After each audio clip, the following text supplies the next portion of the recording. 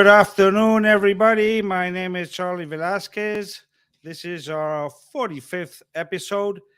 You may note that something is missing, and that would be my co host, Ross Davenport, that could not make it today.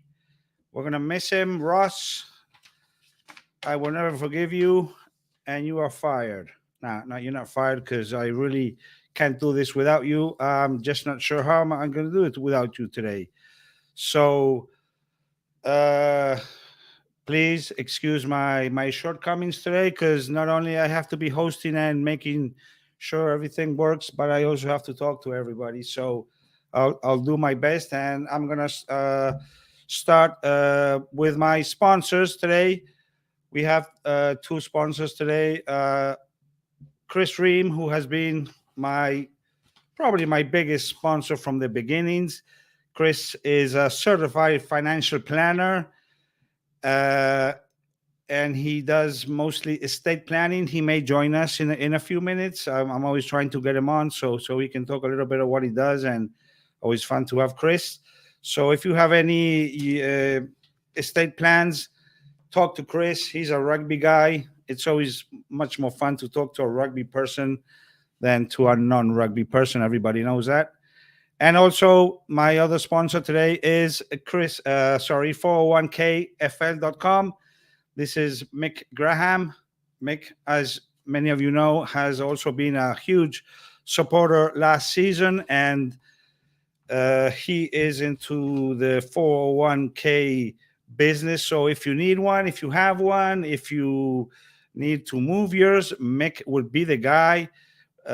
He can manage your retirement plans, needs, and goals.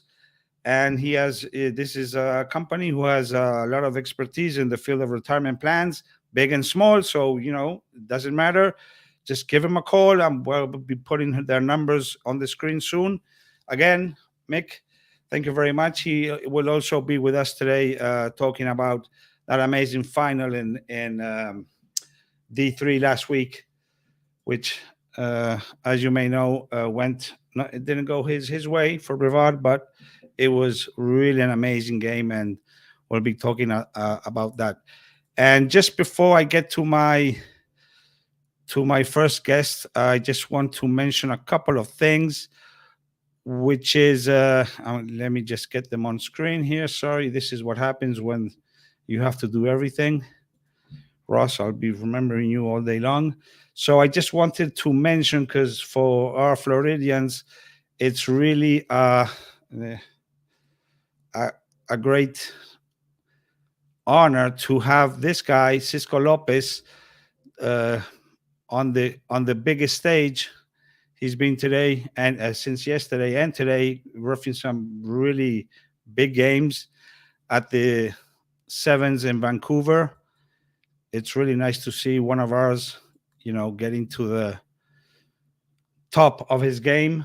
And for me personally, it's also something special because I know this kid since he started playing, and I've been following his career. And I actually talked to him today, and he may even be coming.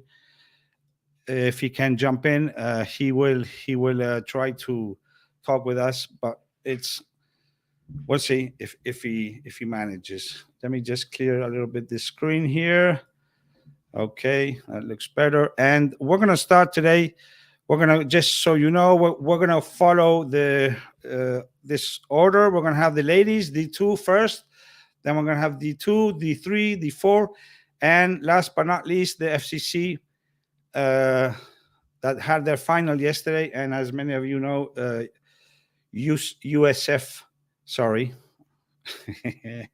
FSU won the title in a perfect season. Congratulations to them. And we're also going to talk with Joe Hilbush from Tampa, that he put in a few teams in the Tampa Sevens and the Tropical Sevens, which was a huge and amazing event that took place over the weekend since Friday. We're going to be talking to him also. So let me get the coach and the Presidente, I believe, from Tampa, James and Jesse. How you guys doing? Wait, Pretty good. James, you okay? Hey, how's it going? You're back. How was Brazil, man? That was good. I had a good time. It was I Amazing. sunny, missed him. relaxing. I got a break from Jupiter over here. So let's talk about a little bit of your game and your season, because it was sort of like no fun for the rest of us, because you guys like was so dominant. So I guess coming to the final, let me put your let's let me add. I believe here the no, that's not it. Here it is. Okay.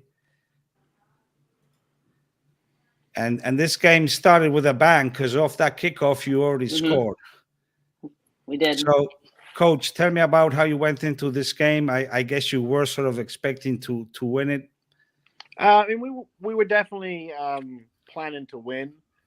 I think the conversation we had, the practice before the game was we had seen kind of Miami like they were improving every game they Yeah, for played sure. against other teams. They were getting better and better, and our expectation going into this game was is we are still going to have to do absolutely everything we've been trying to do this season to the next level in order to win this game.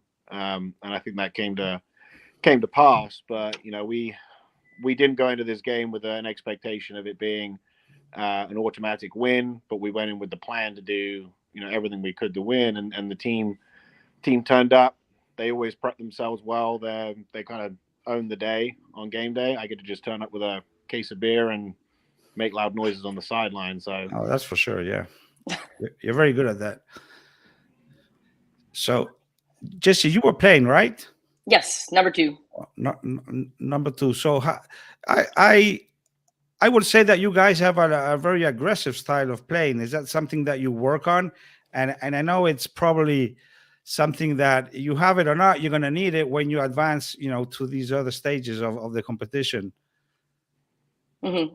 Yeah, I mean, our main goal is to always keep possession, and if we don't have possession, it's to get the ball back. And we have a really good flow between the backs and the forwards, and we're able to insert a couple of the forwards into the back line and just make the whole gameplay very dynamic. And I mean, throughout the season, the score may not have looked it may have looked one-sided, but every single game we were given a challenge the entire time. And I want to definitely give our opponents shout outs that they didn't make it easy for us, even though the score may not, dictate that.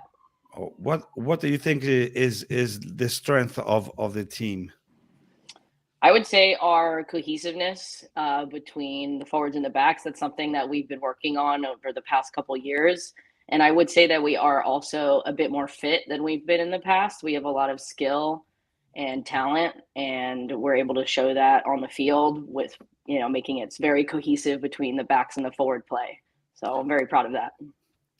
So we were just talking a little bit in the green room. Now you're looking at going to directly to the. This is a round of 8, right?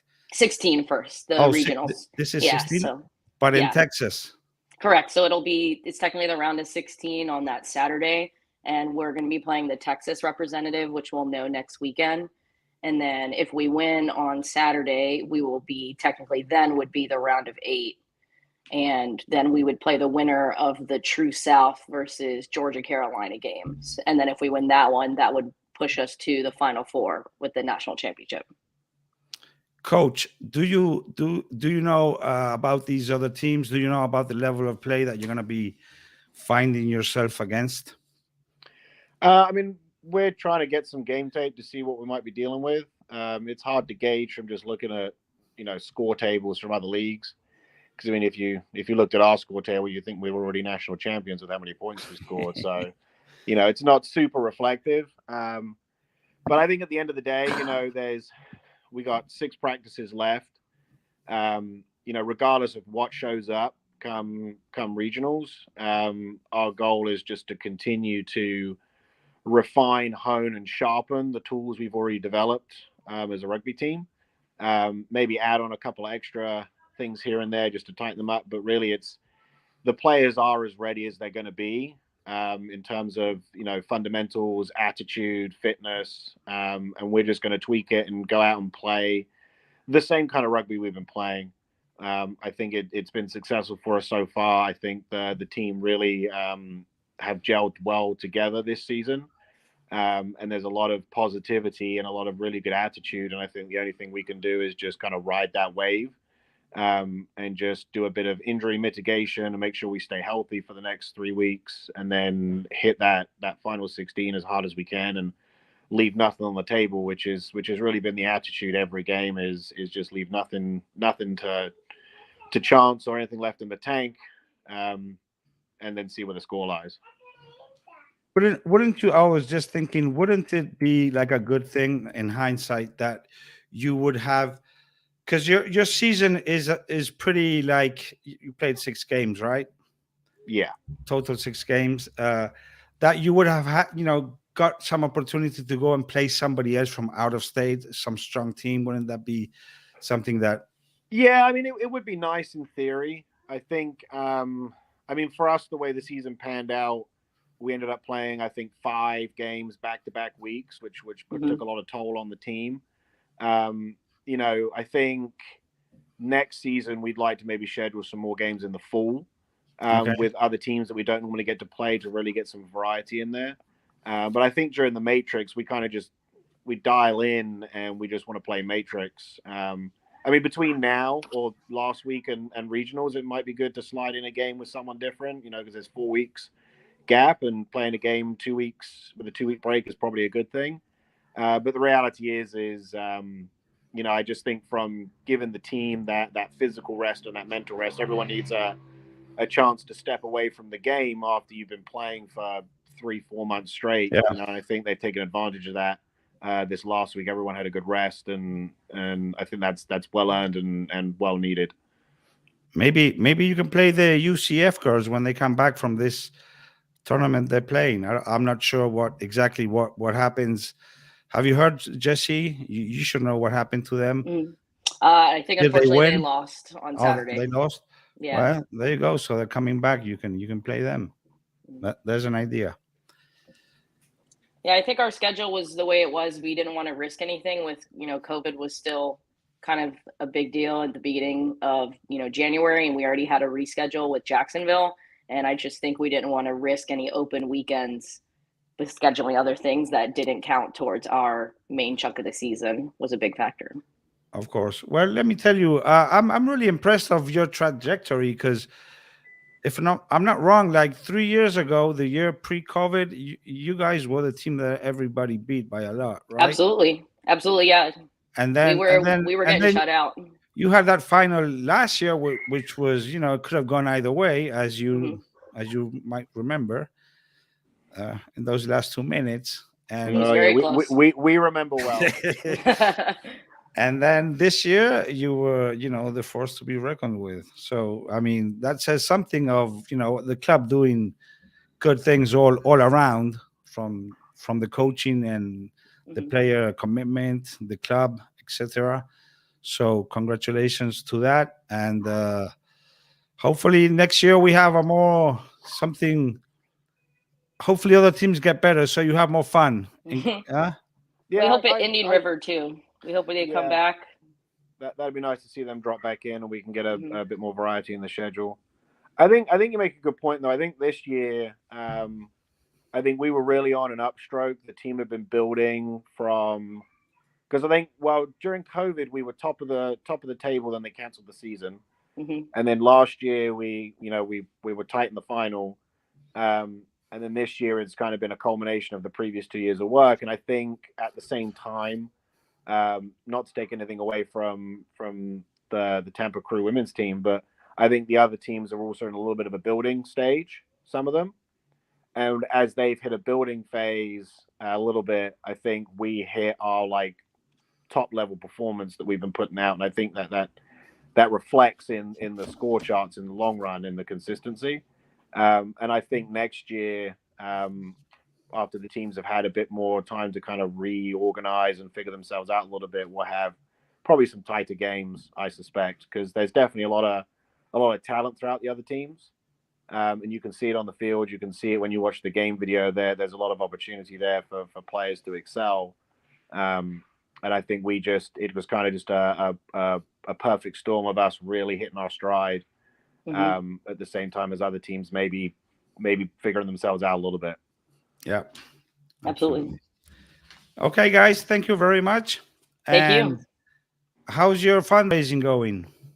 We're going pretty well. We're about halfway to our goal, but we definitely need more. Our ultimate goal would be, so we're having our players pay for their own flights, but the club is covering hotels and transportation, and it would be really nice to be able to reimburse our members at least half of their flight or something like that. So any money that we can get, we absolutely appreciate it, and it's definitely needed. Okay, I've been promoting that. I will continue to do so. Thank you. And well, good luck in Texas. We'll be following that. Thank you so much. Thank And you. go to our men too. Oh yeah, we'll have the man right on. Thank you very much. Thank you. Guys. Bye-bye. Have a good evening. Okay, that was a woman. So let's get straight to the men. D2. We have, let me get them right, Mr. Justin Branca, captain of Tampa. Justin, how you doing? Good, Charlie. How you doing? And the presidente of the club. That's a nice setup he has there. Aaron, you've been working on your setup today? Yeah, this is a strategic product placement in the background. Okay. We also, I'm going to welcome Mr. Jose Bermudez. Oh, I think you're busy, man. You want me to come back later? Wait, he's muted, Oh, no, so we can't even. I'm going. This is great. You know, is this Chris from Tridents? Because I don't. Let me see, Chris. Oh, Chris Ream. Oh, yeah. This is unexpected. So just hang around, Chris. Okay, join us with the Tridents if you want. Yeah, well, if they want you, I don't know if they want you. That would be the question. So, gentlemen, congratulations to both teams, because that was one game that could have gone either way. I'm going to put up the highlights here so we can. A very tough game. I'm going to go first with Aaron. How did you guys come to this game? You had a good season with, some. You did lose some games on the way, but you were coming in strong. Tell us about this game, how you came into it. Yeah, the only game we lost really was the only game we lost was that Naples game in early March. Coming off that Naples loss, I think that was kind of a wake-up call for our club, for us to show, we've had a great season. We've played every other team we played, we beat pretty handily. And I think that Naples game really motivated us to train hard going into that playoff game with Boca. I think that semifinal game with Boca, we played one of our best games of the season, and that gave us a lot of momentum to come in to play the Tridents. And we knew, the game with Miami would probably end like it did. I mean, it's been like this every year the last 3 or 4 years. Last year, losing in overtime. The year before, I think we lost in the last play of the game, similar to how we beat them this year. So, yeah. Well, last year, that was an overtime game, if I don't remember wrong, the semifinal. Yep. Yeah, I think that was the first overtime game in FRU playoff history. So, Justin, tell me about the team. You guys have obviously a very strong pack of forwards. That number 8 there was a little bit scary. Yeah, Zulu's a load. He's a grown man. Yeah, he's a big. He should not be able to move as fast as he does. Our forward. Obviously, I'm a forward, so I have a little bit of preference. But I think we're the best pack in the state, and I think that's the strength of our team. Watching the Tridents, they don't make a lot of mistakes. They really don't. They're very clinical, and they're very precise with what they do. They have a lot of players who can pass both ways, kick, run, catch. They're very skillful. So we thought that we had an advantage just in physicality. We're a little bigger, a little meaner probably. And I think we relied on that pretty heavy and just try to play our style of rugby and not chase them around the pitch because, they're faster than they're faster than us on the outside. So we tried to play a big man game and it was a tough game. It really was. if I don't remember wrong, for most of the game you were trailing, right? We were up in the beginning, and then they pulled ahead for a little while for a big stretch, like the last probably 25 minutes or so. It was back and forth. But I think we we were up had the an whole early first lead. half, and then they scored a quick try right after. They scored a try right before halftime to pull in within like three of us, and then they scored within 5 minutes of the first half, and then they were up. So I think we led the whole first half, and then they led the majority of the second half. Yeah. I wonder, Justin, what goes through your mind when you have 2 minutes left in the game and you're losing just I think it was by what 3-4 points? Yeah, 5. We're down by 5. 5 because you won with the conversion, correct? Yeah, no, honestly, the first thing went through my head was not again. I don't want to lose in the last minute to Miami again. But no, we probably the first time ever I've been very happy for a strong crosswind. I knew if Charlie put the ball up on the kickoff that we had a chance to go get it. We had taller guys that were fast, and we thought that we can go get the kickoff and score. So that was our mindset, was just finish. Like our motto all season has been finish, and I think that we there was it's hard to retrospect thinking like we knew we were going to score, but I knew if we got the ball back we were going to score, and I trust Charlie's boot from anywhere on the field for a conversion. So we were pretty confident going in, but I think you have to be in that kind of situation.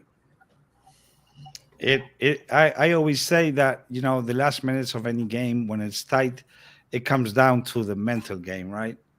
And it has to be like all the team together, right? That is like mentally concentrated and just having the heads that they can still win the game, right? Absolutely, yeah. There was no heads down when they scored that last try and conversion to, put them up by 5. Like not a single person had their head down. Everyone lined up, ran up to the line to kick off, and we were ready to keep playing rugby. And of course, you mentioned Charlie, obviously having a good kicker in the team in one of these games. It makes pretty much the difference when it comes down to who's converting. So you must be happy to have him. As the Tridents have great kickers also. Yeah, I think that's a try you were talking about, if I'm not mistaken. Yeah, that was the one that put them up by 5, and that conversion made it 5 right there, and that was a tough kick from the sideline too. I'm giving Jose a chance to finish his burger before I oh my god. Aaron, how's the fundraising going for your next step? Going pretty good. We've got a GoFundMe up. You can see it on our Facebook page, and then if you're friends with any of our guys on social media, you'll see it. But our team Facebook page has posted it. I want to say we're about 75% of the way to our goal, which is really similar to the girls, where we just want the guys to have to fund flights, and then the club will pay for vans, transportation in Houston, food, and hotels. So, but anything we can raise really helps the club go, and then hopefully we need that money to go on from Houston to Atlanta as well. So right now we're at about 75% of that goal. Atlanta would be the final 4. I mean the final 8. Final 4. Final 4. Yeah, what 2 games in Houston, and then you advance. You have 2 games in Atlanta. What do you know about your opponents? So right now I think we will play whoever wins between the clubs in Georgia and the clubs in the Carolinas. So it's down to I think it's Charlotte, the Atlanta Renegades, and Atlanta Old White, and maybe Greenville. Yeah, in Greenville. I believe those guys actually played yesterday. So if I could probably check their things and see who it is. I know Charlotte's a strong club, and then Old White obviously played a really tight game with the Tridents, I think last year or the year before. So I'd have to guess that it's going to be either Old White or Charlotte, but that's who we will draw in Houston. Okay, it's another board game, right? When you get out of the state. Yep. Because I actually played for Old White growing up in high school, so it'd be kind of funny now to go play my old my original club in a playoff game. Let's see if Jose can talk to us. Are you done, sir? Hey, sorry about that, but I was really enjoying a burger here in Wynwood. Oh man, that's fine. That's fine. It's great to be able to have some time off of a rugby and be able to have Sundays to yourself and go out and eat and not have to plan much. So it's a good life right now, even though it's only a week off the rugby season. But just enjoying the free time. So Jose, you guys obviously 5 times champions in a row, going for your half a dozen. How did the team? It was a game that obviously you could have won. It was your turn to lose, I guess. How did you guys take it? You know what, Charlie, and this probably a lot of teams could relate to this. Every year, it's almost like it's always a rebuilding year because, especially in South Florida, you have cycles of players that come and go. And to say that from our first championship 6 years ago to now, we only have 2 players that were part of that original team. So, coming after COVID, it was a very difficult year for a lot of teams, actually for all teams. It's always a rebuilding time. It's always a rebuilding period. And it all goes back to the fundamentals of your team's culture, your team's coaching, and being able to recruit good players. So, I honestly, first and foremost, huge shout out to Tampa. They're a team that we have faced many times before. And it always comes down to those last 2 minutes. And I know, previous championship, it came down to the last 2 minutes and it went on our side. And this year, unfortunately for Tampa, it came to them. But it's all about physicality. It's all about structured play. And, Tampa showed up how they were prepared in so many different facets. So congratulations and really look forward to them representing Florida in the next phase in Texas. I mean, they're a good group of guys. We missed playing with them during the regular season. And really, I think one of the tough things about this season is not being able to face teams like Naples, teams like Tampa in the regular season. We love traveling over to them. I miss the socials at McDinton's. And certainly, they're a good group of lads. And honestly, from the Tridents, congratulations. It's been hard fought over the last couple of years and truly deserving to Tampa. Thank you, Jose. So you were mentioning that you don't play them during the regular season. Do you think that maybe we need to do some changes in the schedule, or you like the way we have been set up the past 2 years, mixing up the teams, D2, D3? Charlie, and we have a lot of chatter back and forth among some of the teams that have a lot more membership and have a lot more finances to be able to travel. But I think a 6-game season is way too short, incredibly way too short. And this D2, D3 merge, it's not. I personally don't like it. I think we should all be competing in who we're playing against. I like traveling. I do think that Florida Rugby is in a rebuilding phase. It's great to see teams like Okapi and Fort Lauderdale coming about. It's great to see, teams in D3 starting to think about coming into D2.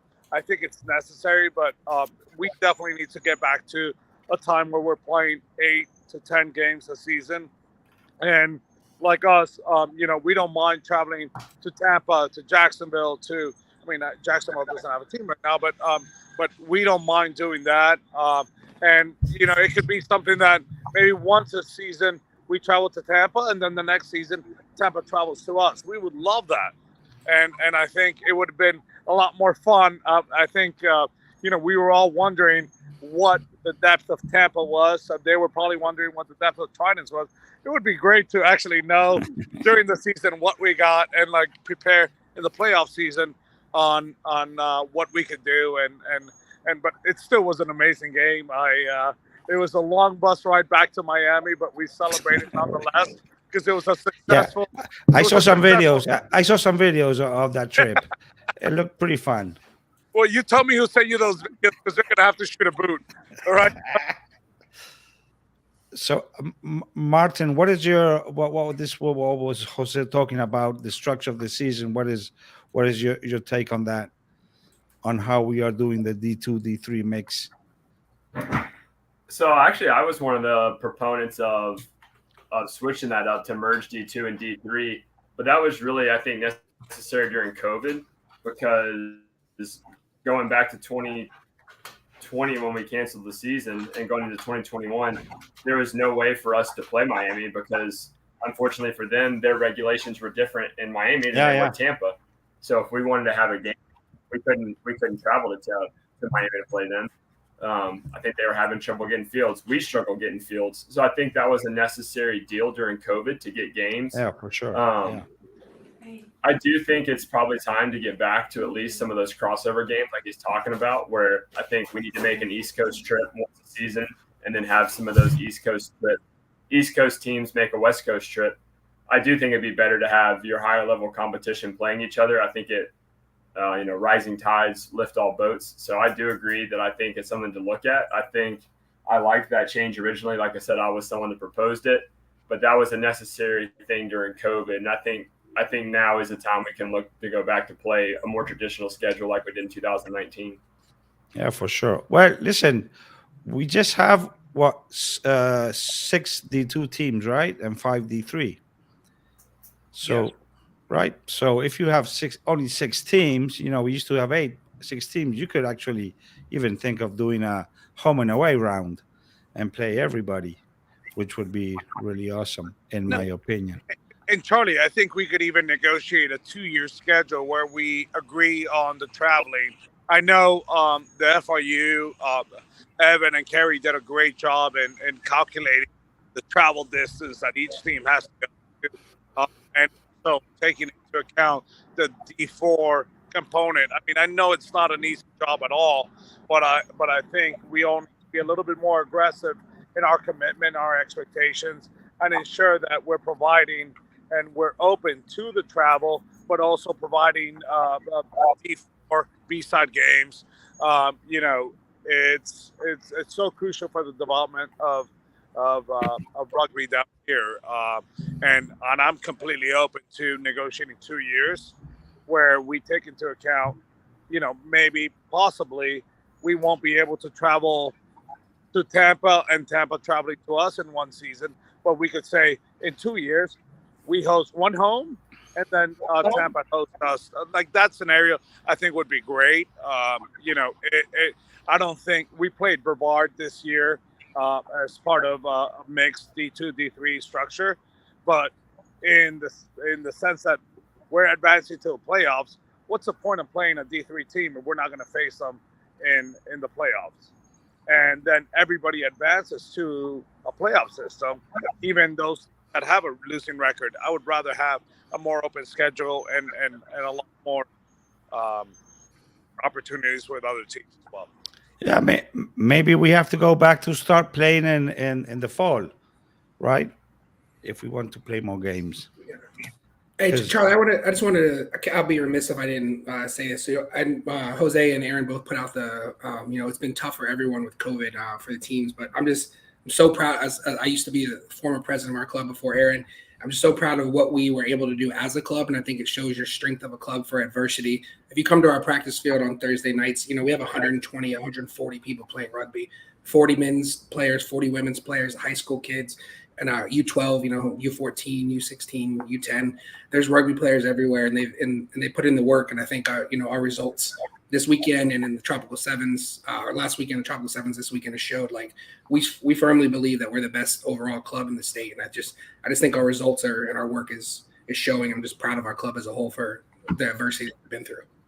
Good. See, Jose, you need a women's team and a high school team. That's what he's saying. Don't forget the youth teams too. Youth is the foundation. You're going to have Joe Hillbush on later. So shout out to Joe Hillbush. Him and Dave McFadden over the years have been intricate. We wouldn't have the success without those guys laying the groundwork for us. Well, we see if any other club claims what you just said, Justin, okay, to be the best club in the state. We can see what happens if somebody else wants to claim that one. I welcome the challenge. Okay. So, guys, when you get the fifth one, let us know. We'll see what. Let us know when you get a national championship. Oh, exactly. I was gonna say that. The last team that we had up there running around with a national cup were you guys. And I am actually looking into doing an episode in the off season with Dai, which was your coach at the time, right? And the group of guys who Yeah. won that title, because I think it's been, isn't it like 10 years now? More than that. We won in 2010 and it went back in 2011. Oh, okay. Well, more or less. Okay, great. Guys, thank you very much. It was a really great game to watch. I think, if any team could have won, if Tridents would have won, I'm pretty sure you guys would not dispute that. They were worthy of it. In some sense, even I'm sort of not glad, but I think it's healthy for when these long runs get interrupted. It's like when the All Blacks lose. It is sort of good for everybody else. So Jose, thank you very much, man, for jumping in from Winwood. Guys, Aaron, Justin, thank you very much, and good luck in your national run. Best of luck. Cheers. Thanks for having us on, Charlie. Let's see if we can have another one of those. Okay, bye, guys. See ya. So that was D2. One amazing game. As it was also an amazing game, the one that was played before between Palm Beach and Brevard in a repeat of last year's. This one was really much closer. We seem to be missing some people from Brevard, but we have to go with what we have. So I'm going to get this gentleman, Mr. Stubbs.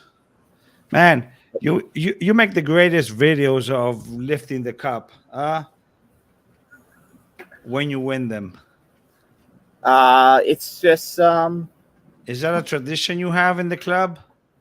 Because I was when I was doing this last one, I went back to the previous one and it was very similar. So I see you have that thing sort of worked out. Just from our last run, all the guys involved. I asked them. It means a lot to everyone in the club, and I think that's something that's important. Is that everybody? It means a ton for us to win, so they really get excited when we go up. This was a game. I'm going to put up the highlights while we talk. I was even pretty surprised of how Brevard came in. I think it was a little bit different than last year. Like they came in very strong and they scored very early in the game, a couple of tries, if I'm not wrong, right? Yeah, they we missed the hook here, and Hybrid did exactly what he should on a steal. He countered, and he had a great run up the sideline, broke a couple tackles. I mean, it was quality. Brevard really, they showed up. I was expecting them not to be so strong and confident as they were, but that just shows how well they've grown. And, that was really their game to win, and we just eked it out kind of towards the end.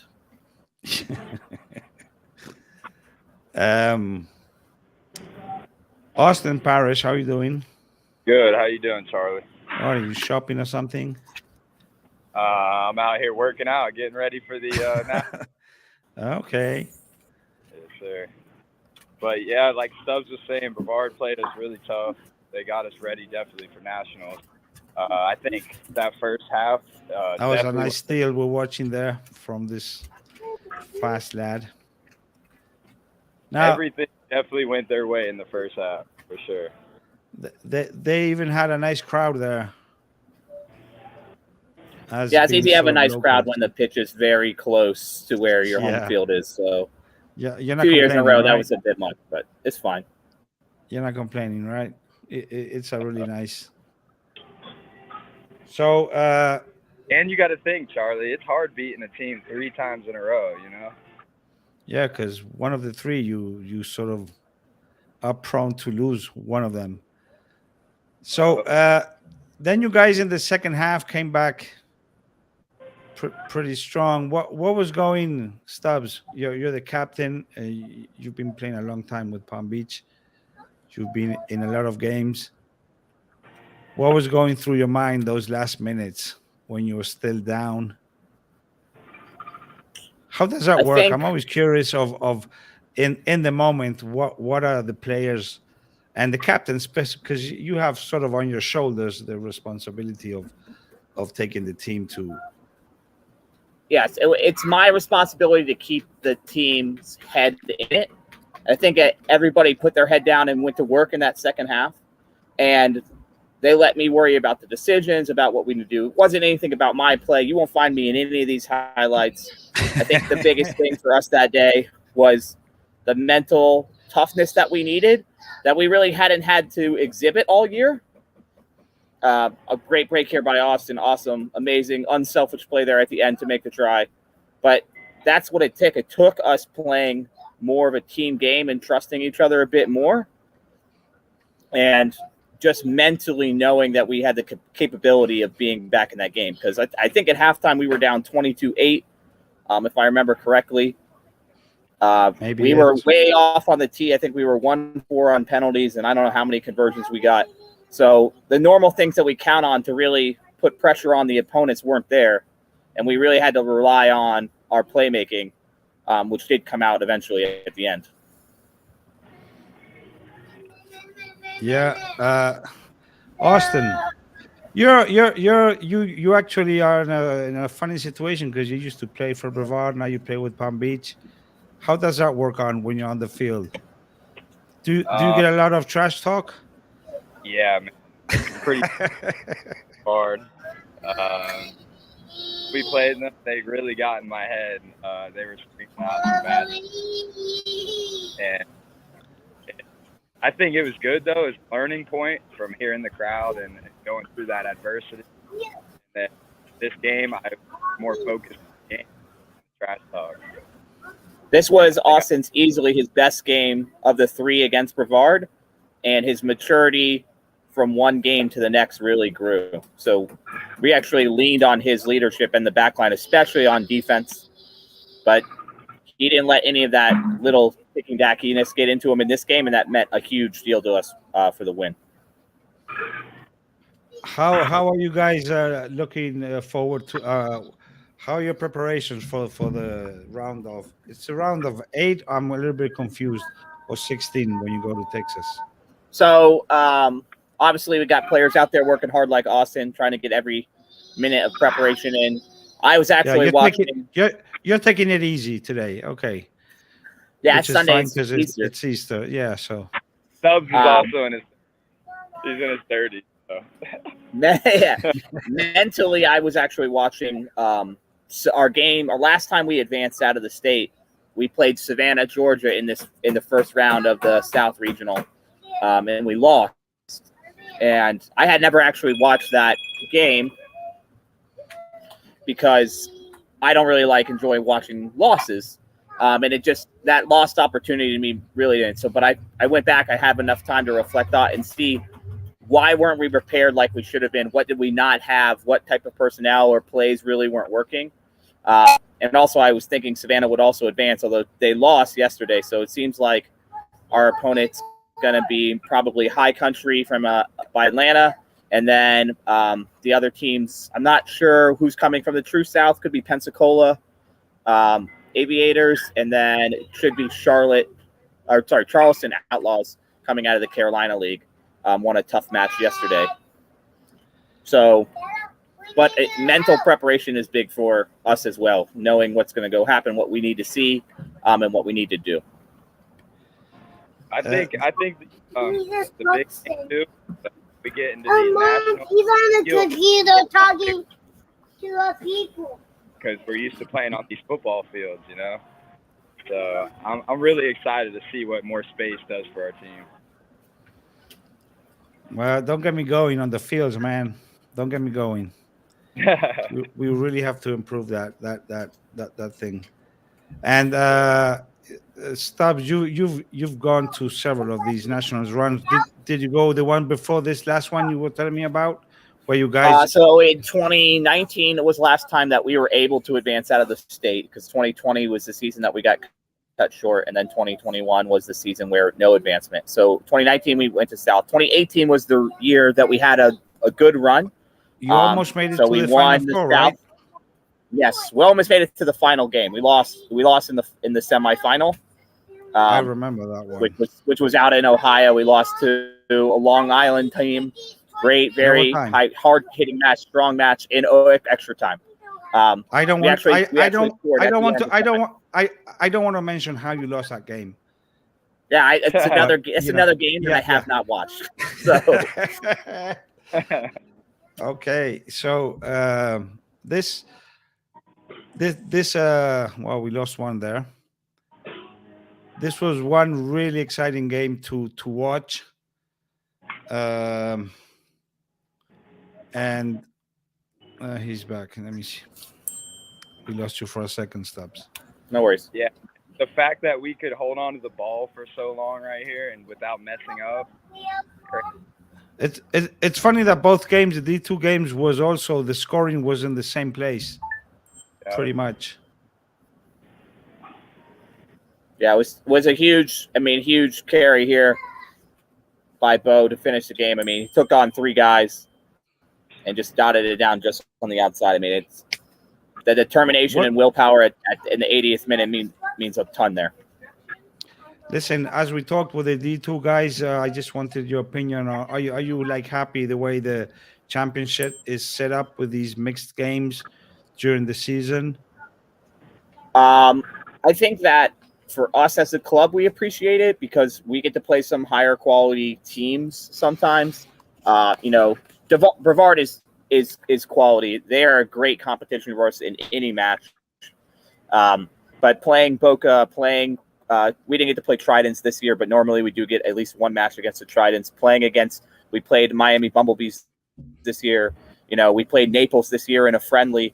So we've seen that D2 competition and we won all those matches, but it also prepares us because when we do advance out of the state, when we get the opportunity to advance out of state, we have to be prepared for high quality clubs and teams like Charleston, teams like Pensacola, teams like High Country. They're coming from their own geographic regions where they are also the top dogs. So we have to be prepared to meet clubs and not just. Oh, we lost him.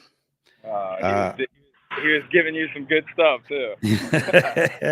Well, he's in his backyard and enjoying the evening. But like you were saying, I think the D2 and the D3, it's good that we get to play against each other. Even if the D2's complaining about we need to move up or not, we're still always down to play them. We're still always okay to play them. And if anything, that's gonna better them. That's gonna better them. Okay. I guess you guys get a lot that thing of why don't you move up, but it's. I think that there's a lot of we should probably have a welcome back. So Austin was saying that the D2 teams are lucky to play you guys so they can learn some stuff. Yeah, that's Austin's MO. He likes This D2 teams are quality. Tampa is going to have a great run. I think they've really built themselves up. All the best to them when they go out to Houston, and the girls as well. Like, it's nice to see some improvement coming, and I want to see some national competition. And we only get that from playing these high level clubs. It makes everybody better. Of course. So, well, that the way we set up these championships, D2, D3, is something that it's always like an ongoing discussion. Right now, we have 11 teams between both divisions, so we're like getting smaller in that sense. I'm just wondering if it wouldn't be. I know it's not easy because we just can't, do things as we want because there are some national regulations. Like you just can't move around teams up and down to divisions just like that. But, we have 11 teams between D2 and D3. One idea. But how many teams do you have how many teams are in D4? 16? Yeah. 15, Yeah, 16. that's the problem. You got a lot of teams competing in a non-competitive format. I mean, they're never going to be. So those teams should possibly really be D3 teams, and then maybe us, Brevard, Jacksonville, very strong side this year. St. Pete, very strong this year. Maybe we should all be D2 teams, but that's it's a broader discussion. Yeah. Austin, you want to say something? I interrupted you. Charlie, I remember I was listening to one of your podcasts a couple weeks ago, and you were explaining about maybe doing some cups, like a Florida Cup or something like that. That would be a great thing. Maybe the D2 and the D3 and all the D4, and they can play against each other for that cup. Well, we sort of had that at the All Florida Day was something a little bit of that. Different. They're not real full games, but it was one opportunity to do some of that stuff. Okay, guys. Right. Congratulations again. I hope it all goes well. How's your fundraising going? We have a GoFundMe out there. It's helping out. There weren't a lot of good flights, so it looks like we're probably going to be a good portion of us driving up, and it's in Knoxville, which is also a problem with me because there's no D3 clubs that are playing from Tennessee, but it's in Knoxville. It's very odd. Atlanta seems like a more reasonable decision, but we'll make the travel and we'll come back with a trip. So that's all we need to do is get up there and play. And if it goes well, where do you play next?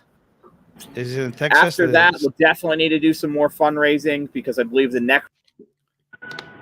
Yeah, the next one I think is in Texas. Texas, too. Awesome. Well, we'll be super. Austin, Texas. I will be doing as much as I can to promote those fundraisers. Ruining your podcast, Charlie. That's okay. Next round after that should be in Austin. I think it's in Austin. I'm not exactly sure yet. You have a kid around there, Stubbs? Yeah, my little 3-year-old is running around outside. Tell her to come and say hi. We are really kid friendly. All right, guys. Right.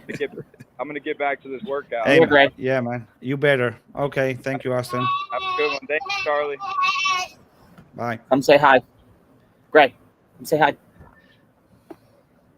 He's shy. Then you can tell us. All right, Charlie. Well, thanks for having us on. Okay. So that guy was coming in and out. Okay. Thank you, Lance.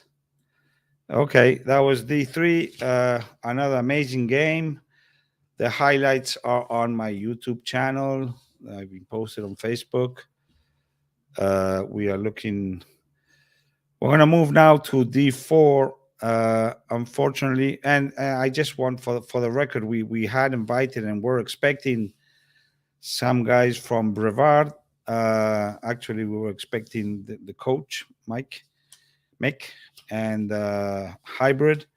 But I guess this is not the best day to do a podcast. But we already had it so set up in advance that it was sort of hard to move. So we're going to move now with D4. Hi, Mike from Gainesville. How you doing? Hey, good, Charlie. Is this better?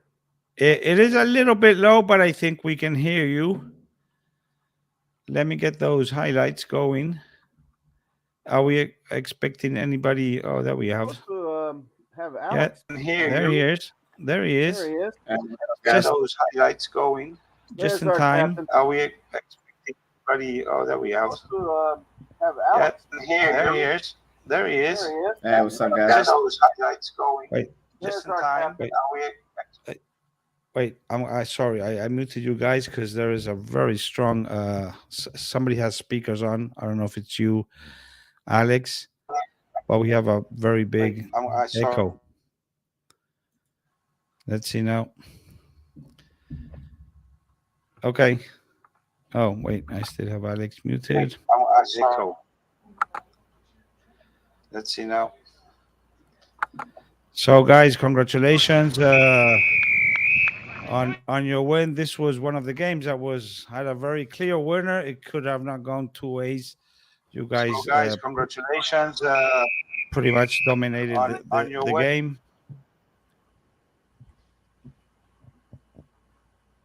Alex, can you hear me? Mike. I can hear you fine. It's Oh, just that oh. echo cancellation wasn't on for Okay. someone. Yeah. No, Yeah, no, that's my bad. Okay, There now you we're are. good. We're good. That's it.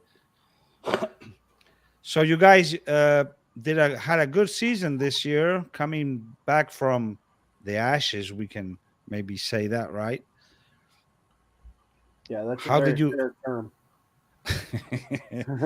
And How all did- credit to Alex and the guys for that. That it's not about any one person, but when you do mention the Gainesville Hogs, Alex is in the forefront and right in the center. Are you the captain, Alex, for the team? Yes, sir. I'm the captain. Oh yeah. Okay. Yeah, I Been remember. captain for the last couple of years. Okay. So tell us about how the team came into this game. We came in strong. All the guys were ready. We were there early, checked in by 8:00. Game was at 10. It was all business on Saturday, and all credit to Mike for getting us there and getting us together. It was a great day. You know, I was expecting a closer game from Tallahassee, because they did show like last year, like, you know, they had a very strong game from the beginning. They sort of, I would say, like, surprised Daytona in the first half, very physical. But you guys sort of took control of the game from the beginning. What was the plan? I'll let you go, Mike. Well, we like to play a very, as I said in the last podcast, we play a very expansive attack. And we're not afraid to kick it downfield and put the other team under pressure. And we like to play the game on the right side of the field. And that's basically the game plan. And then we let our halfbacks, we give Alex, Tam and I give Alex and John full reign to be able to read the game and see what the game's doing and to be able to put us in those positions with the boot. And it's very, very effective. Yeah, for sure. I have Mike Gomez here in the green room, but I don't know if he's available. He may be doing something else. Oh, there you are. Oh, sorry. Hi, Mike. Hey, how's it going, everybody? How you doing? Oh, I'm great. So tell us about your team, Mike, on this final. Yeah, I mean, I know you were having some issues with getting numbers, right? Yeah, Coming I mean, into the game. I don't think we played a game this season with like more than 18 guys, more than 17 guys. And then, we had a really tough semifinal against Okapi. So, we had 18 players for the final, but 18 players with 4 or 5 guys really counting as half. And I'm not trying to take away from Gainesville at all. Congrats to them. A well-coached team gets better as the year goes on, and you can tell that that's what Gainesville was. They were 23 guys. You can tell that they practiced together, they played together, and so they came out and played. And we were not that. We were just 15 guys, who knew how to play rugby and just kind of went out there to play. And that's everyone who saw the match could tell. But we had fun. It's only our second year as a club. We had 2-3 new guys who, never played rugby before this year. And after that game, they're like, I can't wait to get better. I can't wait to know what I'm doing so I'm not out of position. And that's just what we want to do is just grow and grow the game. Yeah. All credit to you guys, Mike. That first game we played against you guys up there in January on that windy, cold afternoon. We had only had we didn't have a fall season at all, and the guys only had 4 training sessions under their belts, and you gave us a wake up call, and thanks for that wake up call. We never looked back after that. But listen, all credit to you guys because you're a very, very good team and a class act, and we enjoy playing you. and I'm sure you'll bring it right back at us next year. We know what we're up against. Yeah, hopefully. I was pretty surprised overall how well the discipline was during these finals, because I think between the 4 games, I think we only had 1 yellow card or maybe 2. That was None in our match. no, that's why I think that we only had a yellow card in the D2 match, if I'm not wrong, which is nice. Mike, I guess you get this a lot from people. Hey, when you're coming back to D3, because you guys used to be one of the main teams in D3, always in the finals, year in, year out. I know you're in this rebuilding phase, but is that something you are looking into? Because D3 has come down to 5 teams now, so we sort of need a few more teams. We're definitely have the conversations, but we want to treat the rebuilding phase with its just due. We feel we can compete, but we need numbers. When you get this far in the season, and Alex can speak to this too, when attrition starts kicking in, when you get into the playoffs and you go deep, or you plan to go deep, you need to have numbers. Of course. Is that an issue with recruitment? I feel it's getting better. Alex, you want to speak to this a little bit, because you're as of right now, to be 100% honest, we had like 10, 12 core guys, and they've been playing rugby for a long time, and they are really, really good guys. Played rugby in college. Like I've played for 10 years now. And then we got lucky. We posted on Instagram, we posted on Facebook, and then Tuesday we'd have 2 new guys. And we'd be kind of looking at each other like, hey, how'd you guys find out about us? Like, oh, I saw your post on Instagram. I was like, awesome, join the Hogs. It's a great time. So we played with, if those guys wouldn't have showed up this year, we wouldn't have had a team.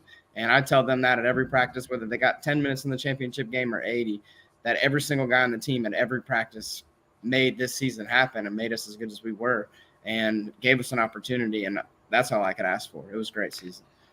I would think not maybe in D4, because D4 is this division that we've created recently, and it's been really awesome to have because it has allowed a lot of teams to get started. But once you're in these more competitive divisions, I would think that every club should need to have actually 2 full teams to be a successful you're contender. 100% right. Absolutely. And I know recruiting is hard, but it probably it just seems to me that we have to look more into this. Why don't we have more people playing rugby? Because we all know it's the best sport in the world, right? So what is going on?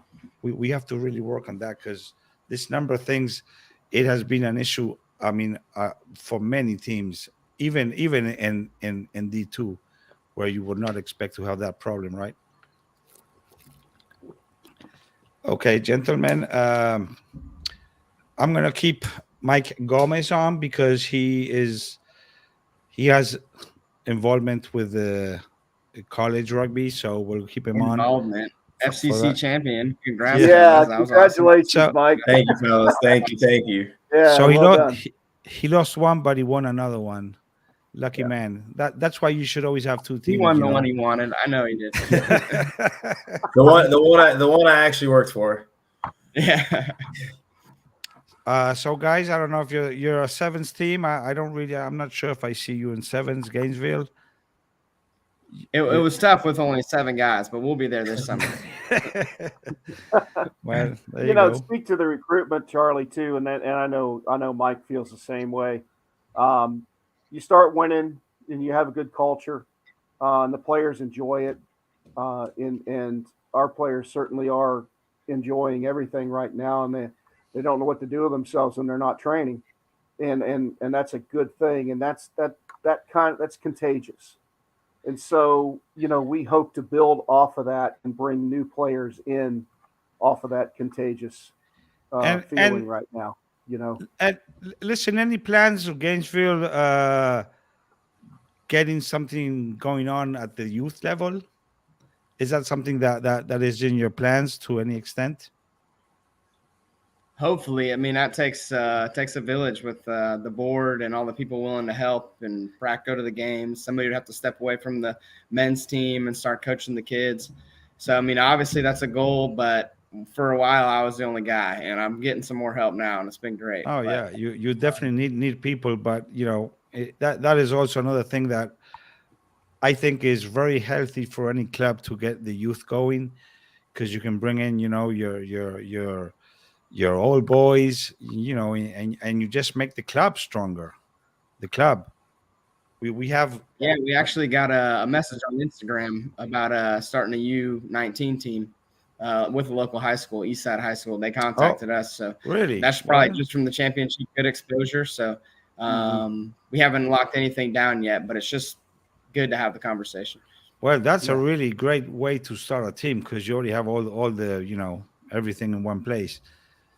You should definitely look into that, because I see many clubs that like yourselves, or even Tridents, a lot of clubs that it's just one team, that's it.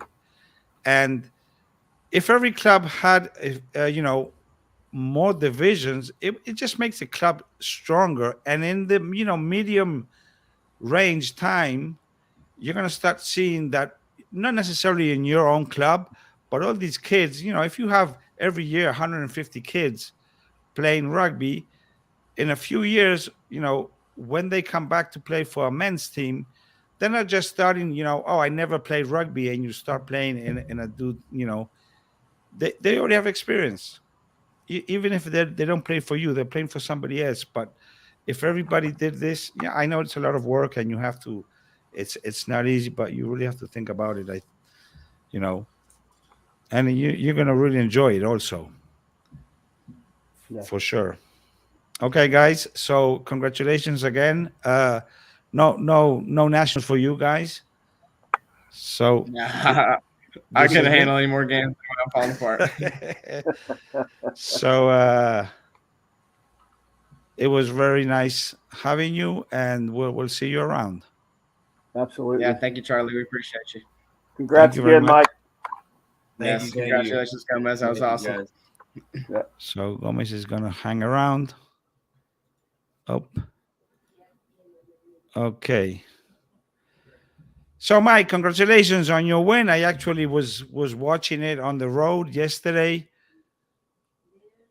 Tell us about this game. Let me put. I also have here some highlights. Let me put those up.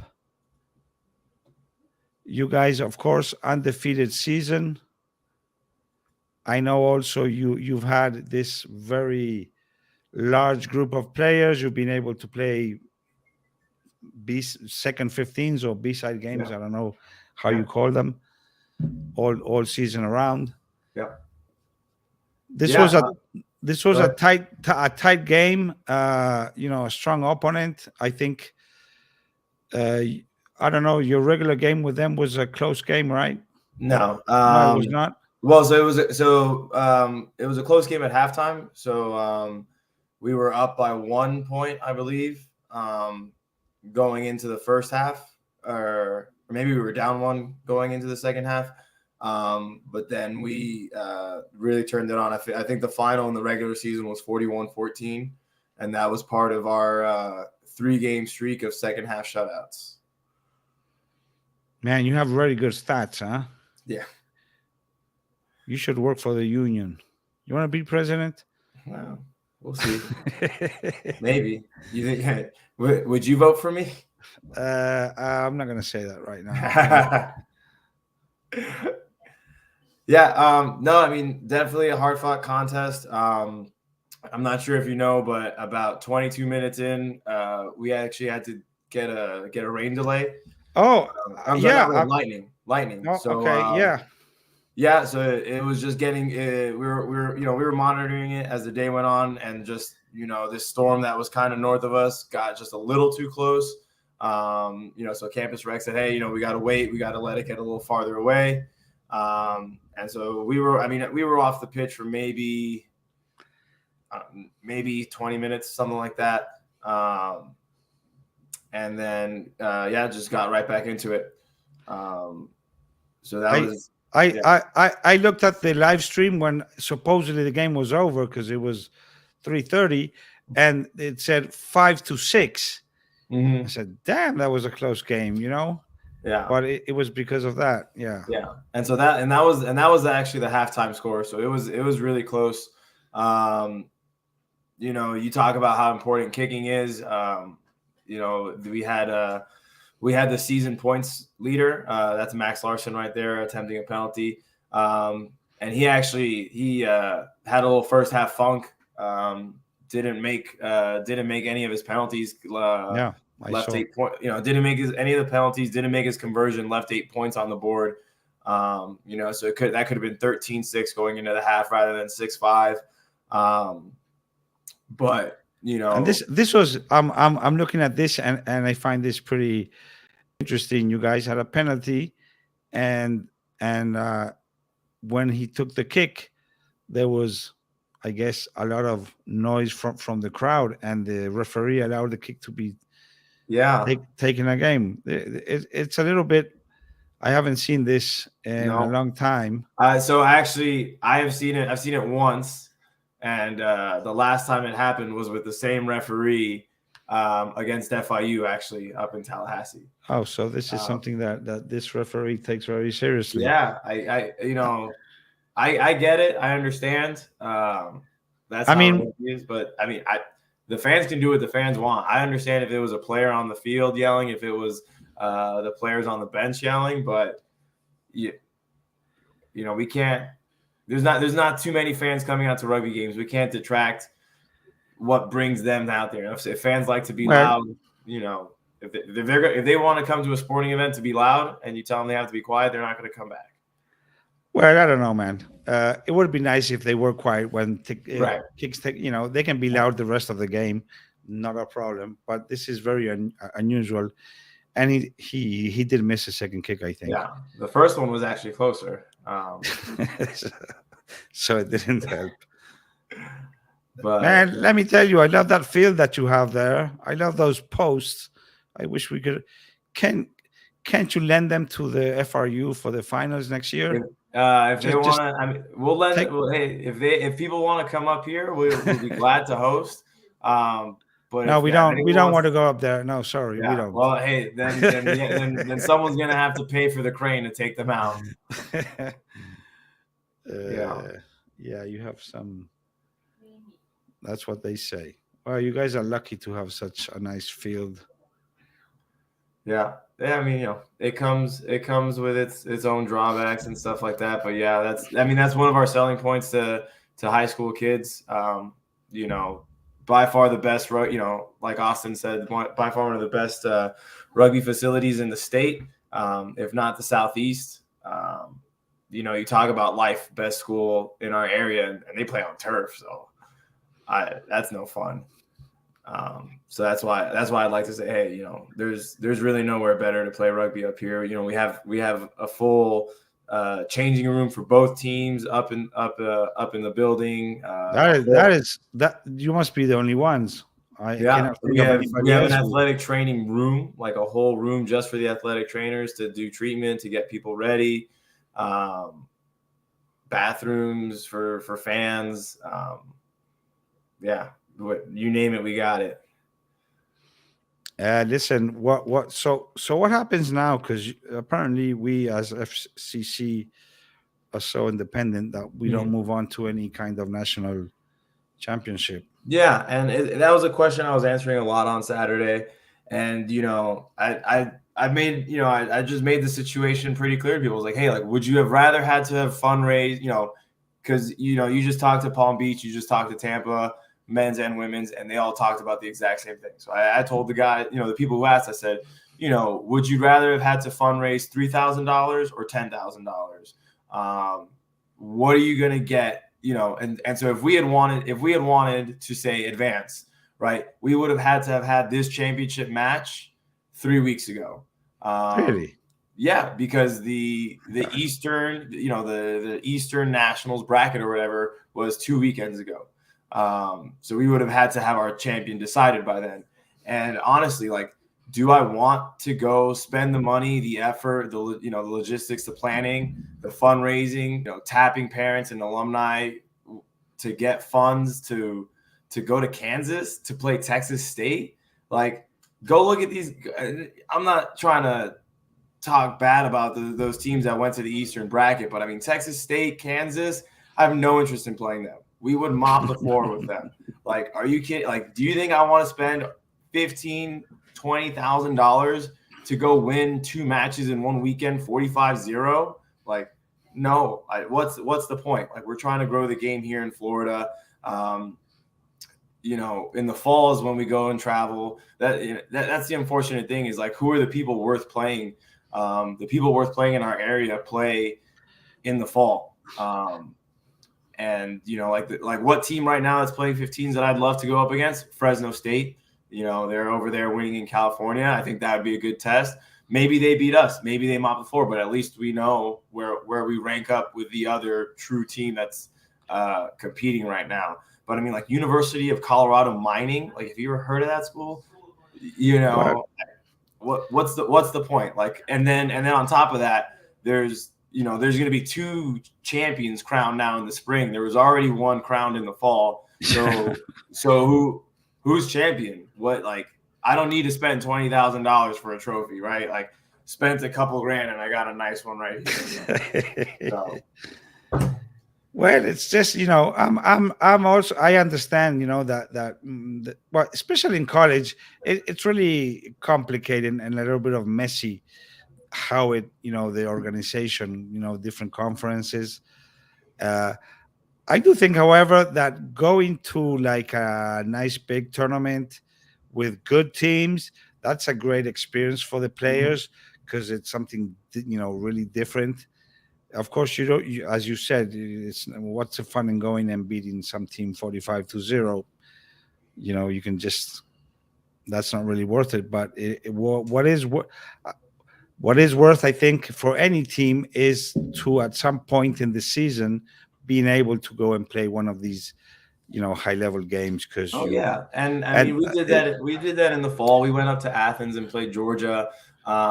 Like I said, it's just really tough because the good teams, like what do you need for good rugby? You need good competition and you need good geography. And so, I'm not even going to read this.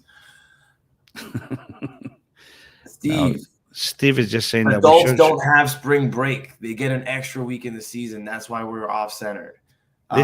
This is hard. But you know what? Speaking of that, go ahead. No, just finish your thoughts. So, like I said, you need good geography and good teams. The good teams in our geography play in the fall. They don't want to schedule friendlies. They don't want to schedule competitive matches. We got really lucky. We caught Georgia, an SEC team, in the bye week. They finished 3rd. Had a really close match in the playoffs against Tennessee. That's a powerhouse. Who are teams that we should be playing to make Florida better? Tennessee, Clemson, Queen's University, Dartmouth. Those teams, because other than that, like I can take the guys on a tour to Louisiana, I can take the guys on a tour to North Carolina, but I mean, playing North Carolina, playing NC State, teams like that, like Tulane, all these smaller schools, it's the level of competition is not there.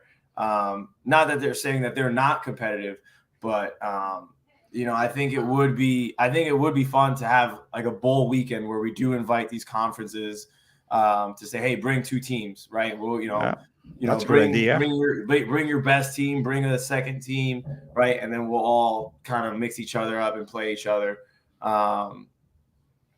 But again, like because like the United States is just so big, because all the colleges are different. Like trying to group them all together to be that's impossible. To crown a national champion. Like there's national champions everywhere, and it's like, all right, like you're arguing over who's the world's tallest short person. Who climbed the highest to the peak of Mount Shit. Like, well, that's an idea. A bowl we can do the for sure, and rugby orange bowl.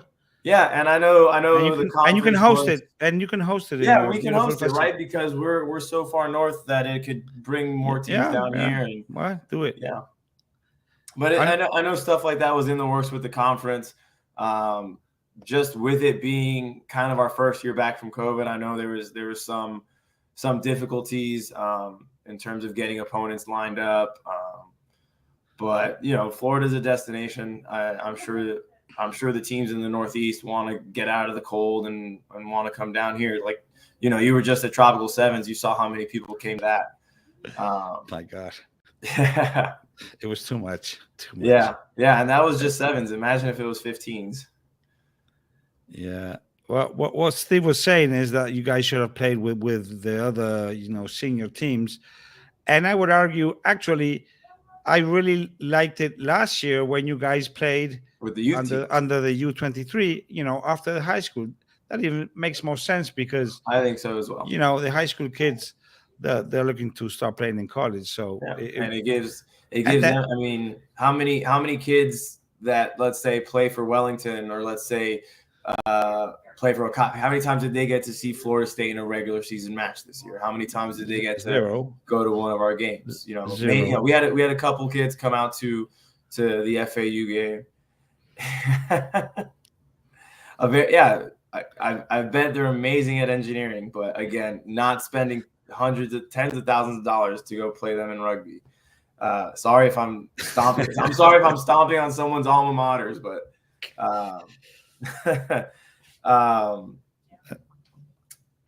yeah. So again, I think the colleges should be paired closer with the youth clubs. I think we got to keep high school kids that play rugby, keep them in Florida. But hey, there's always time to talk about things and plan. That's the biggest thing is planning. And when people just demand things be a certain way and, don't contribute anything in the community towards that planning, towards that organization, it's really easy to yell problems, but it's a lot harder to find solutions. Oh, for sure. Hey, Mike, well, I want to thank you because you've been all season long a great supporter for this podcast, sending me your highlights and you're always around. You've been juggling between Gainesville and that's a lot of work, man. You got some good results here for sure. Yeah.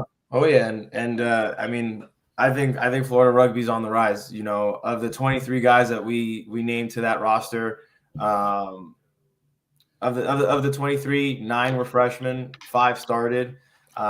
Someone was talking smack on our post-victory post on Facebook, was like, oh hey, let's see what happens when your seventh year waiver players are done. And to that person, I just want to say we had one player on the pitch who was a 7th-year waiver, Chris Calvi.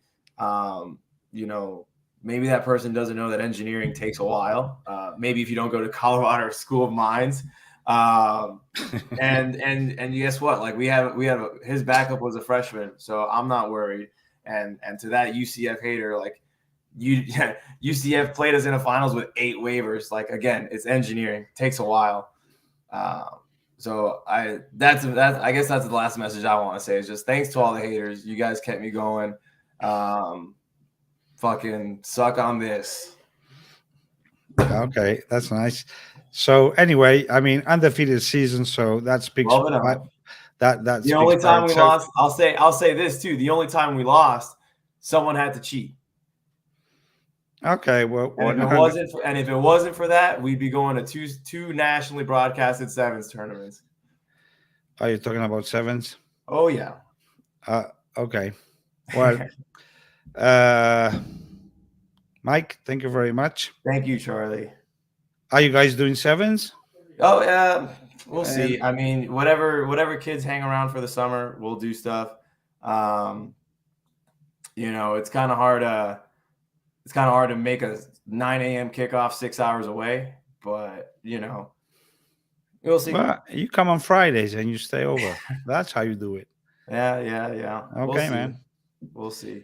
Well, thank you very much, Mike. Well, I'll see you around. Thank you, Charlie. Congratulations again for your amazing season.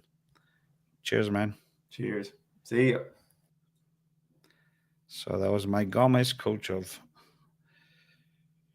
FSU in an undefeated season. Now we're gonna our last guest, not which I will bring in right now. I'll bring in Joe Hillbush. Hi, Joe. How are you doing? Good. How you doing, Charlie? Really glad to have you. I actually owe you because I've done one interview on the sidelines with you that just had some audio issues and never were published. I saw you yesterday at Tropical. I had to sort of leave earlier, and we couldn't do that interview. But you are back here. Let me get these two young men also on the podcast. Kyle and Sean, welcome, guys. How are you doing? Hi. So, Joe, just the reason I have you here is I think there were only two teams from Florida yesterday at Tropical. One was you had U16s, 14s, 12s. The other team was, if I'm not mistaken, the FIU women.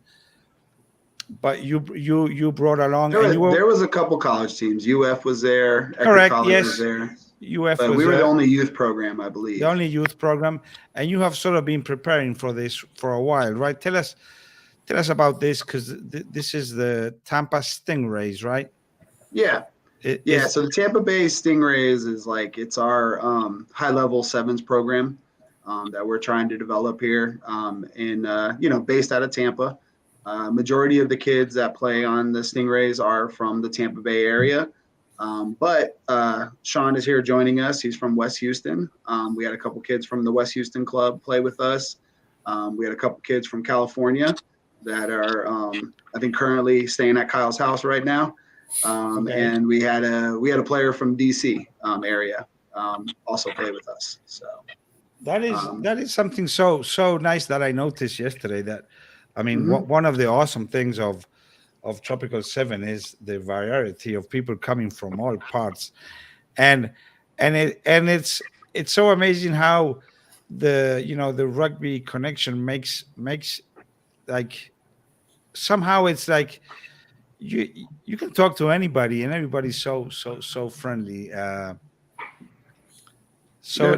Let me talk to these young gentlemen for a second. Kyle, you actually play with Tampa Crew, right? Yes, sir. Yes. You play with the U19s, or you're playing up? Yes. Okay. So what was your experience in this tournament? It's your first time, I guess. This is actually my second time. I came last year. Okay. And this one specifically, I really enjoyed playing with the team. Just the mix of around the country. I think that was my favorite part, is meeting new people and just playing games, play with them, and get to know them.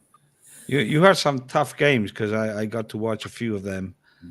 So that is actually a very good thing, because sometimes when we just rely on local competition, it's like you already know what to expect. But this is pretty exciting that you're actually playing against a few of the best programs, nationally speaking, right?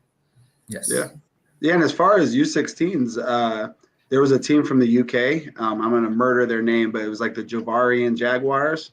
Yeah. And I actually thought they went, I think they went winless. I think they had one tie in the tournament. And I talked to a few of the boys, and they were absolutely shocked by the level of competition. Oh, yeah? They had no idea. Yeah, they were, like I said, I spoke to a couple of the boys, and they just had, they were coming off a district championship in the UK. And so when they came over here, they really expected to do well, and they were absolutely shocked. And I was kind of telling some of the boys, these are mostly national teams. These are teams with kids from all over the country. Like, these aren't just little local clubs, and you know what I mean. So hopefully made them feel a little bit better. but they were definitely surprised by the level of play. Sean, tell us a little bit where you play over there, Houston, right? Yes, I play out in Casey with the West Houston Lions for the U19s. Right now, we're currently ranked 9th in the nation. Okay, I'm not a big fan of those rankings, because who knows how they do that. But the fact that you are in those rankings says something for sure. Yes, sir. And tell me a little about how's the rugby scene in Houston in terms of how many teams compete in the? Are you guys still in the season right now? Yes, the season's still going on. We've been playing now for a couple of months, and the season continues next week and the week after. Right now, we're playing different teams throughout Houston and around the state, competing for the state championship. And how is it looking for your team? We're looking really good. We've won all of our games so far, Okay. and we'll hopefully win Thursday night as well. Are you playing a Thursday night? Look at that, Joe. Yeah. Thursday night. Mm-hmm. That's cool. Yeah, straight after school. Oh, right after a long weekend of rugby in Florida. Yeah, non-stop. I hope it's not as hot as it's here. Yeah, right now I landed a couple of hours ago from Tampa. It's Okay. still humid, but it looks to be cooling down. Okay, good to hear, Joe. I know you've been doing a lot over there at Tampa. That's one of the reasons I want to have you on, because you might agree that we really need to be developing youth all around the state. Yeah, it is hard, right? But you seem is. to be on a right path. So tell us about your efforts in developing youth over there. It's really hard with the younger kids, the U10s, U12s, U14s. The only games are really like, down in Miami and Boca Raton and, the Fort Lauderdale area. So it's really hard to get those young kids to, travel 4 hours to go play a game. And, it was interesting to hear Gainesville talk about that they have a high school reaching out to them to start a club.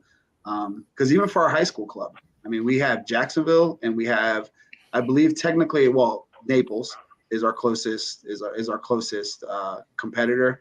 And then after that, you get basically, Wellington, Boca Raton, Fort Lauderdale, 3-4 hour drives, Jacksonville, 4 hour drive. I mean, we're kind of on an island out here. It feels like, there's not a lot of rugby for the youth going on. I know I've talked to there's a couple teachers on the Lakeland team that actually played for Tampa a while ago. I know both of them. So, I'm always pressuring them to start a team. I believe one's a middle school administrator, the other one's a middle school teacher. And I'm trying to, really trying to get them to get something going, because it would just help us and Jacksonville. Like if Orlando had a team and Lakeland had a team and Gainesville had a team, it would give us a lot more competition to play within a few hours. Yeah, you definitely need some local competition, as you said. Traveling with these young kids 4 hours, you can do it a couple of times in the season, but it does not really give you good competition. Maybe I know you're one of the members also of the FYRU board. Mm-hmm. Maybe it's time to have to start developing some serious plans in how to develop rugby, because I don't think we have that.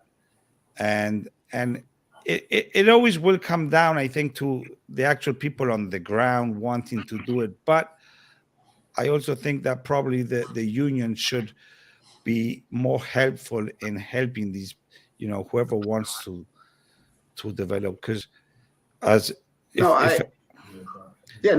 totally agree. I mean, some of it, even going back to the state title we have coming up for youth, and there's not very many, the Tampa teams, the Jacksonville teams, aren't even really involved in it.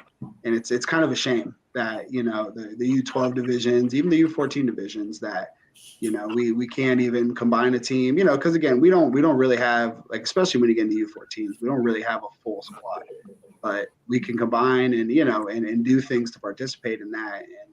And, and also the other big, travesty, I would say, is the schedule gets set, and there's all these teams that are supposed to come up here and play us, and they're supposed to go to Jacksonville and play them, and then they don't show, and then they just forfeit our games. They don't want to come up. Not that they don't want. It's not that they're scared to come up and play us. They just don't want to do the travel. And so it's disheartening, because it's like our boys all have to travel for any game, and no one ever wants to come up here and travel to us. So. That's a tough thing, to deal with. And it's hard to grow, it's hard to grow the sport. But going back to tropical, it's like we have a tournament like this in our backyard, like, there was kind of no way we couldn't, field teams and put teams together for it. And actually our U12 team gave all kinds of players to Rhino Rugby, to Rock Rugby. I mean, we had 16 or 17 kids out there in U12s between Jacksonville and Tampa playing on that team. And we had kids, like I said, we had kids playing with the U12 Rhinos team. We had kids playing with the U12 Rock Rugby team. Our U14 team got 2 wins on the weekend. Our U14 team that Kyle played on last year only had 1 win.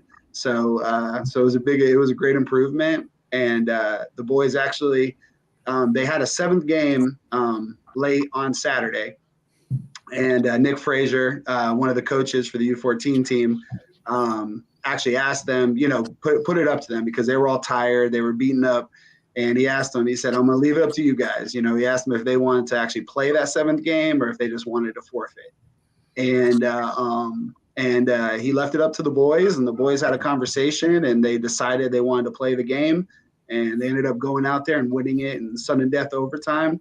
And it's a video I've watched like probably 10 times today already, that final try they scored. And probably for the next few months, whenever I'm a little down or I'm a little disheartened with the team, I'll just watch that video again to remember why we're doing this. And it was cool because like my son Jackson and Fletcher, one of our other U16 kids, they actually stepped up and coached and helped warm up the U14 kids and gave them a pep talk. And it was a lot of fun watching the whole, Stingrays family on the sideline there cheering the boys on, and them getting that win in sudden death was it was a lot of fun. It made it kind of, that's a good time to recruit parents and get them more involved. Yeah. Yeah. And that's even what I told the boys this weekend. We go out here and we have a good showing. All of a sudden everything changes. And that's where we're already seeing. I'm getting texts. I've had conversations with parents who, are interested in playing now and, want their kids to play. And so it's very interesting, when you put up a good team. And again, we didn't get as many wins as I'm sure Kyle and Sean and myself would have liked to have gotten. But the fact that we went toe to toe with Belmont, Era, Charlotte, Flying Tigers, and the Rhinos, just the fact that we went toe to toe with those teams and, took it down to the wire, and a couple less yellow cards, ball bounces our way a couple times, and we win every one of those games. I mean, we were all, we were within a try with almost no time left on the clock in every one of those games.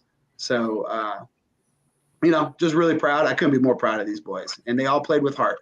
Like we were talking about a little bit before the show started, every one of these games, I think, except for when we played USA South White, we kind of led that whole game. But pretty much all the other games, we started out in the hole. We got scored on first, and these boys just dug deep and didn't stop and kept going and came back to, really give the teams a run for their money. Yeah, for sure. I wonder what these kids are laughing at. Can you tell us, Kyle and Sean? Not sure. What are you guys laughing at, boys? Yeah. The yellow cards? Yeah. Yeah. How many do you have, Sean? I know you had a couple, right? Yeah. Too many. And why did you get the yellow cards? High tackles? Repeated penalties. Oh, repeated penalties. Okay. Yeah. Coming in from the side, intentional knock on. I want to tackle the guy. Yeah. Yeah, it was. Yeah, I don't know. They definitely weren't for dangerous play. None of them. I think we had one for a hit. They said that Milton lifted the kid, but it wasn't. Even the coach from Rhino after it happened came over and said that was a clean hit. It was a great hit. So Did you guys make friends over there with other teams? Yeah. Oh yeah. After every game, we saw the other team and we were just talking to them. And we just became mates straight away. Okay. Yeah, we finished against the Arizona Pumas. We tied them, and the boys all got along so well. They actually they decided to win with rock paper scissors. Really? Yeah, it was fun watching them. They were just they were in the tent, couple tents over from us, and the boys were all intermingling and hanging out with each other pretty much both days, all weekend. So it was a very fun, spirited game. the atmosphere all across the event is very nice. I just wish we can have AC like all over the fields, right? Yeah. Because I mean, I can imagine these kids playing all day long. Is that tough for you guys? Yeah, when you're playing, you definitely feel the heat coming at you, and it makes you exhausted when you hear the final whistle. Yeah, we have some comments here about dodgy refereeing. So Yeah. I mean, of course. This game you're playing right now, Charlie, was a heartbreaker. And especially when you're told at the end of the game that, basically you're right, and this is how we get better by the referee. It's a little consolation to these boys that they're not going for the cup now because somebody's got to get better. I would say my one critique of the tournament was the level of refereeing. It was not always good, or it was generally speaking not very good. It was spotty, and I will say, especially in the U14s and U16s, they kind of get the bottom of the rung. I think they had the higher quality refs. Where I think reffing, I'm assuming a lot of maybe the U18, U23 games, because I saw some of our good refs out there. They didn't ref any of. I mean, I'm not saying we had bad refs in every game, and I'm not saying. I mean, the other thing I'll say is I've never won a game of rugby and thought that the refereeing was bad, and I've never lost a game of rugby and thought the refereeing was good. So I am probably a bit skewed, but it definitely felt like there was just some poor calls. And this game right here we're watching against Belmont, that should have been a super fast-paced game. And it was really slowed down a lot. I thought it was kind of needless. These boys were ready to play fast. We were willing to come out and play Belmont. We were willing to run with them, and it just kind of kept saying that, it was just a lot of whistles blown that really slowed down. Yeah, sevens is a fast game, and it has to, the referee approach has to be like in sync with the game. But also, for the young kids, it's also a lesson that you have to. Because of course, the complaints about the referee, you hear them, all the time, mostly from the losing teams. Yeah. But I think the most important thing to take from any game when you don't like the referee is you have to learn to play with the referee. I mean, Joe, you probably, of course, know this because just bitching to the referee is not going to help you at all. For sure. No. And he's gonna make mistakes. You have better, worse referees, whatever. He's gonna make mistakes, but you have to play with him, to your advantage. Learn how to do that. And don't get don't get yourself into trouble for no good reason and then maybe ejected from a game because of that, because you're not doing your team a favor. So No, it is, and it's a tough job. Don't get me wrong. There's a reason I'm not out refereeing. I went into coaching, after my playing career was over, and again, it's a thankless job. Rarely does anybody, congratulate the referee on reffing a good match, right? If I were a coach, I would have it. I'd practice every single kid have to referee, 5 minutes of a scrimmage, just 5 minutes. Give him a whistle and say, okay, now you're going to referee. Just for him to get a sense of what that and everything involved with refereeing. Yeah. Okay, guys.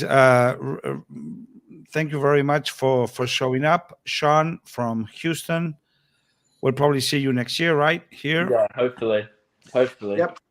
Yeah, and Charlie, one last thing I would like to say. Sure, so we have two more big tournaments that we will be going to. So we are taking the boys out to Austin Bloodfest on June 18th. And then we will be taking the Stingrays to the North American Invitational in Salt Lake City at the end of July. So awesome. Anybody, and costs a lot of money to take these boys all over the country. So if anybody wants to help us out or, is interested in donating money or helping these boys get around, we would love the support. Do you have some kind of fundraising, public fundraising going? If not, maybe you should. We've done a couple. I've done a GoFundMe. Most of our sponsorships this year have been. We had one private company, a couple private companies that sponsored us from the Tampa Bay area. I also St. Pete Pelicans have been a big financial supporter of ours, along with USF Rugby has also sponsored us. And Tampa Crew has really helped us out a lot with, fields and all those little things that you just need help with. When you try to do a camp and get these kids from all over the country to come in and train, you need coaches, you need places to train at, and Tampa Crew has been huge, extremely helpful, and helping organize that and get that all squared away. So as they should. Yeah. Yep. Considering a lot of these boys, maybe in 5 or 6 years we'll be playing with Crew. So yeah, for sure. Kyle, what position do you play? In the sevens, I play as the hooker, but in 15s, I play as flanker. Flank. And what about you, Sean? I play number 10 for both sevens and 15s. Okay. And are you the kicker? Yes, sir. Are you good? Yeah, but I think this kick here, I miskicked the ball. But these are really hard. These are really hard. I mean, yeah, disregard that kick there. Don't pay attention to that one. Yeah. Hey, no, Sean did great for us kicking, and that's actually a couple of these games where that one game where he was out against Era. We only lost to Era by 2 points, and Sean was actually out most of that game. And that really, hindered us, so. Wow. Yeah. It's practice, and more practice. Yes, sir. That's how you get better as a kicker. Okay. Joe, Kyle, Sean, thank you very much for showing up. Congratulations for your run at the Tropical Sevens. And what was the name of that first tournament, Joe, that you're going to? Austin Bloodfest. Bloodfest. Man, that's not a very appropriate name. I mean, we're going to play in the U17 division. So these boys we're going to a Bloodfest. Yeah. I mean, that's a tough one. Oh my God, they should think this thing's over. Not to mention, we actually have a relatively young team as well. We have quite a few boys on the team that are 14 years old. So they'll be eligible for U16s next year. So we're kind of putting them up to a challenge, taking them out there to Texas. And I've already heard it's, the players are pretty big as it is. So because they eat a lot of meat over there. That's why. Yep. But at least it's sevens, so we can do a lot of trying to run around them. Well, and a great experience for the kids.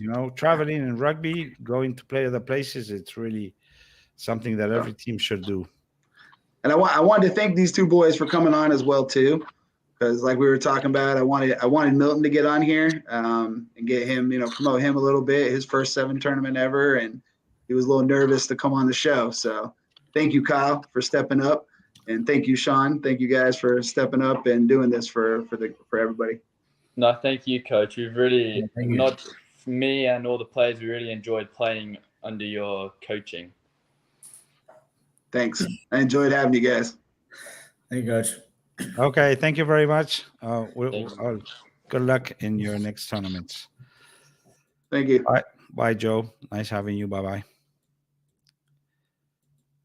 Okay, so that is pretty much all we have. We went through all the men's and women's D2, 3, 4 and the FCC finals. And it was really nice talking to Joe from Tampa. He's doing a great job over there developing the youth. As he said, they really need to do more recruiting, the local teams.